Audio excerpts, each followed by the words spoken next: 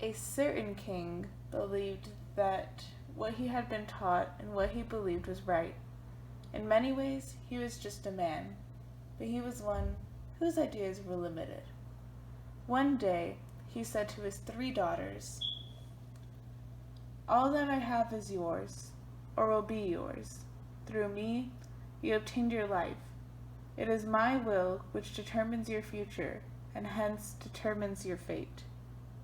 Dutifully, and quite persuaded of the truth of this, 2 of the girls agreed. The 3rd daughter, however, said, "Although my position demands that I be obedient to the law, I cannot believe my fate must always be determined by your opinions." "We shall see about that," said the king. He ordered her to be imprisoned in a small cell, where she anguished for years. Meanwhile, the king and his obedient daughters spent freely of the wealth which would otherwise have been expended upon her.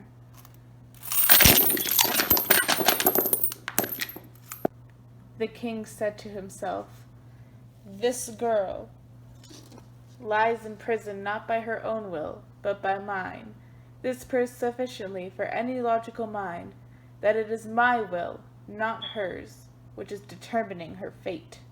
The people of the country, hearing of their princess's situation, said to one another, "She must have done or said something very wrong for a monarch with whom we find no fault to treat his own flesh and blood so." For they had not arrived at the point where they felt the need to dispute the king's assumption of rightness in everything. From the time the king visited the girl, although she was pale and weakened from her imprisonment, she refused to change her attitude. Finally, the king's patience came to an end. "Your continued defiance," he said to her, "will only annoy me further, and seem to weaken my rights. If you stay within my realms, I could kill you, but I am merciful. I therefore will banish you into the wilderness adjoining my territory. The wilderness is inhabited only by wild beasts and such eccentric outcasts who could not survive in our rational society. There, you will soon discover whether you can have an existence apart that of your family, and if you can, whether you prefer it to ours."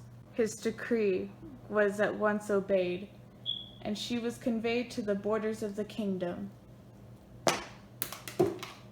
The princess found herself set loose in a wild land which bore little resemblance to the sheltered surroundings of her upbringing, but she soon learned that a cave would serve for a house.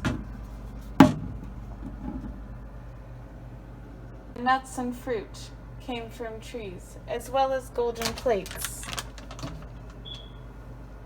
Warmth came from the sun. This wilderness had a climate and a way of existing of its own. After some time she had so ordered her life. She had water from springs and vegetables from earth. Fire from a smoldering tree. "Here," she said to herself, "is a life whose elements belong together from a completeness, yet neither individually nor collectively do they obey the commands of my father the king."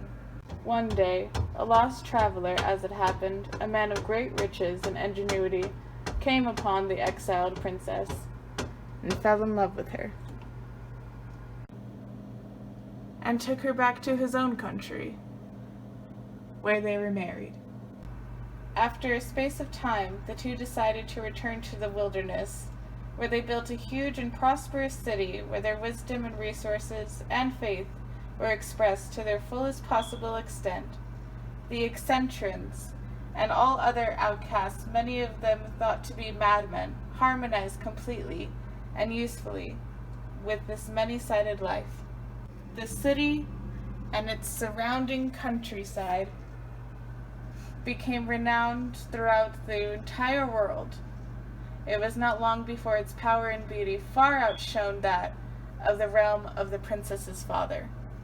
By the unanimous choice of the inhabitants, the princess and her husband were elected to the joint monarchy of this new and ideal kingdom. At length the king decided to visit the strange and mysterious place, which had sprung up in a wilderness, and which was, he heard, peopled at least in part by those whom he and his like despised.